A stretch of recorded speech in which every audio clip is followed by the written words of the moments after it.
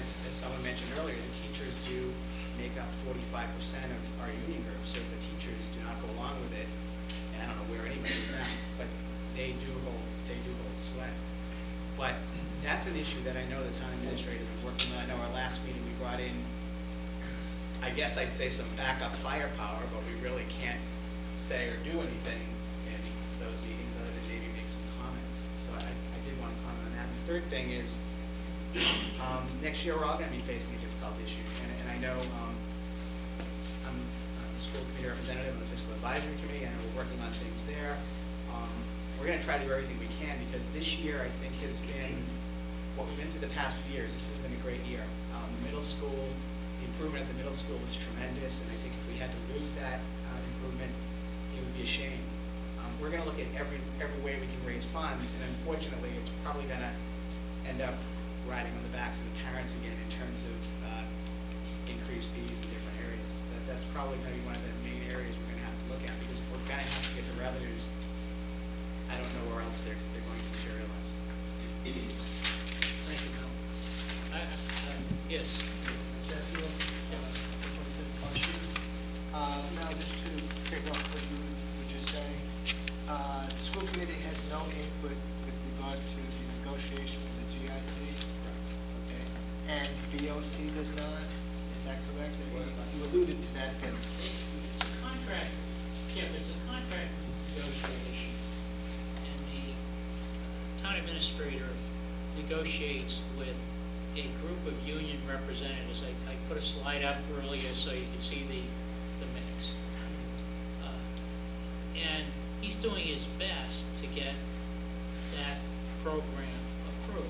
The hurdles are quite simple.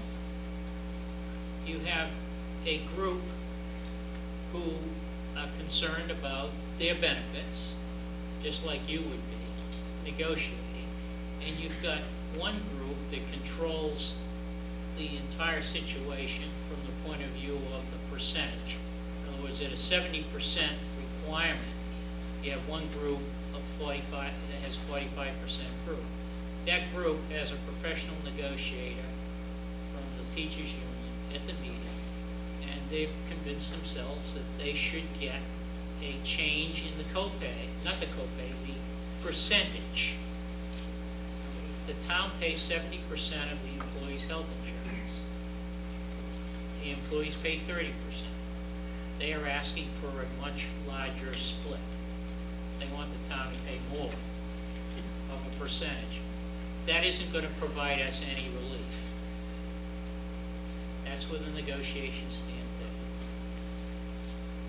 On top of that, the contract's not done individually, union by union. It's an entire collective group of all the unions in town must approve it altogether. 70% of all the unions in town have to do it at the same time. It's not done union by union. When we negotiate contracts for the bargaining unions, we don't discuss health coverage, health insurance. When we negotiate the teachers' contracts or any other contracts, when they negotiate fire and police, that's not on the table during those contract negotiations. So the health insurance is strictly the main TA. Correct. In response to Ms. Castro's comments associated with contracts, contracts are typically negotiated for a 3-year term. In some cases, in special cases, they've been 4 years. We are in the process of our contracts for 2010 are essentially new contracts, and some of the things that need to be mentioned in the presentation, they need to be changed, are going to be pieces of negotiations, but they're negotiations, and we're required to negotiate in good faith, and a negotiation can go to arbitration, and then we are at the mercy of an arbitrator to decide on who's right. And these things don't happen overnight. Yes, gentleman in the back. Yeah, Dan, Yes, Jim. Drive. I just want to follow up on something Mr. Webster said, because I echo your first point on not all towns have cut to the bone to the same point that we have. And I agree with you. I overheard a story on the radio. A couple of selectmen from the town of Milton were talking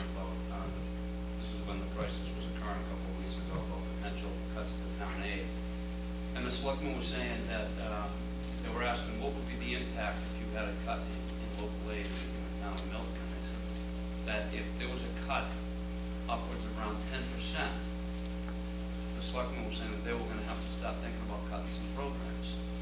And I couldn't believe it. I mean, at level funding, we're cutting programs. So I guess, so I'm echoing your point, Mel. My question is, are we doing everything we possibly can as a town to make sure that we have input at the state level to make sure that if and when they talk about equitable distribution of state aid, we have some input there? Because I agree with you 100%.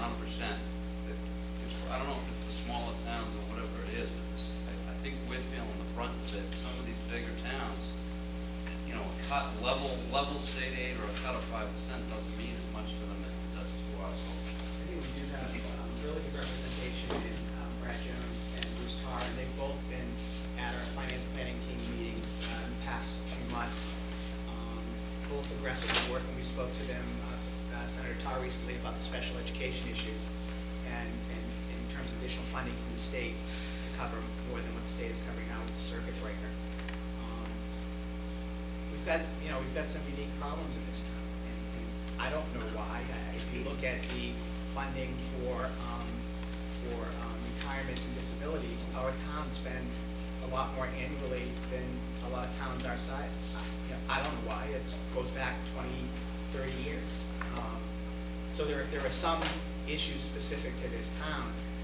We get a pretty good amount of funding. What is it, about 25% of the Chapter 70 is about $6+ million, right? It is 6. Last year. Yes, it is. So we actually get percentage-wise a lot more than some of the towns around us. Some not. Wilmington gets more, but the town like Brookfield, we get a lot more from the state since they're coming with us. I think one of the things that you need to look at, if you go back a number of years, our school population has grown from a low of 1,800 to, right now, 2,800. So in addition to just providing level services within your means, we've been struggling with the issue of growing school system. I served on the school board back in the 70s and into early 80s. We were going from 2,800 kids down to 1,800 kids, totally different situation. Town Hall was one of the schools we closed back then. So, you have to look at the entire burden, and when you look at the impact of a single-family home in town that may have 2 or 3 kids, it's a losing proposition from the point of view of tax revenue to support that number of children. The state aid is, Chapter 70 is formula-based, and it's based on a whole number of different things. And you can scratch your head associated with why one town gets more than another. The formulas have changed from time to time. And, you talk about why is North Reading having the problem? It's not North Reading. It's lots of communities. Some communities have more reserves than others. Some communities have larger commercial bases. This is an article that was in the Eagle Tribune, just a flag, and it's related to North Andover. Well, the governor has yet to announce any direct cuts to local aid for cities and towns. North Andover town manager Mark Reese is not taking any chances with his budget. Reese is pulling together a $500,000 contingency fund to stave off any potential cuts that may come down before June rolls around, and what many employees are aptly calling the freeze. So,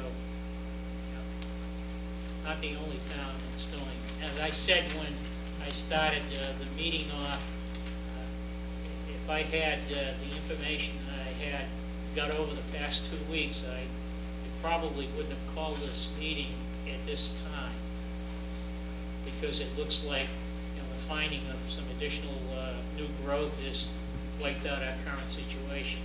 And I would have canceled the meeting, except that in the superintendent has supported it from the associations that he deals with, is that there's more coming. There's more coming. Michael? Just have a few things I want to point out. First thing is, on the GIC, what I heard from the Enru folks tonight was, it is a big opportunity for this town, and why isn't it getting the attention it should? And I always ask that question too. I've been very concerned why it hasn't gotten the attention it should. And I hope tonight, the Board of Selectmen will just tell us why. Why it hasn't. If there isn't a good answer, because people should just be accountable for this, but if it isn't a good answer, then just tell us it isn't a good answer. I have a good answer to it, Michael. First of all, there was an attempt to get it passed. The deadline was October 1st. October 1st came and went, and then there was a period of time when it was put aside because, we've got to wait until next October, and there are other things that we're dealing with.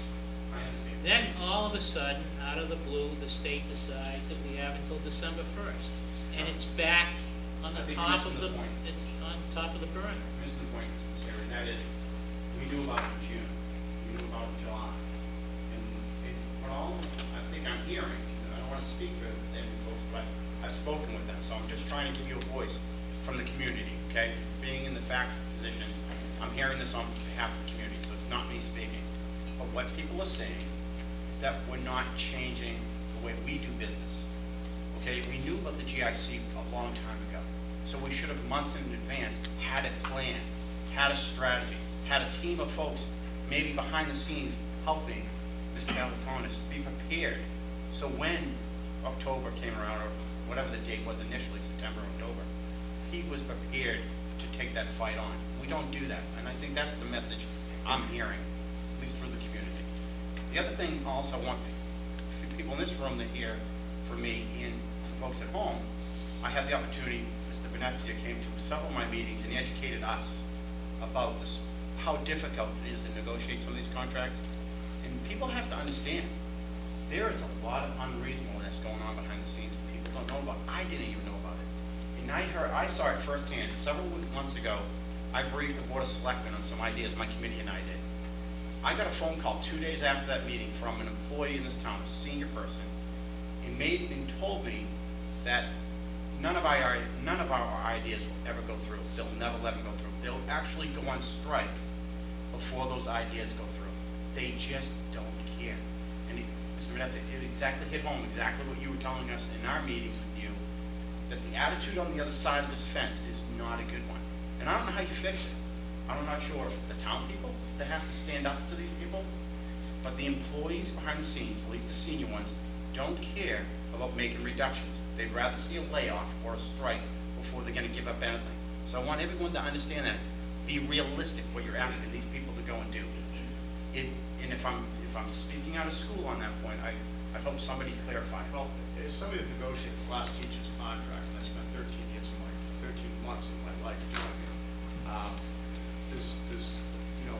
Deanna talks about no raises, why 2%, and Mike's talking about the other side of the point.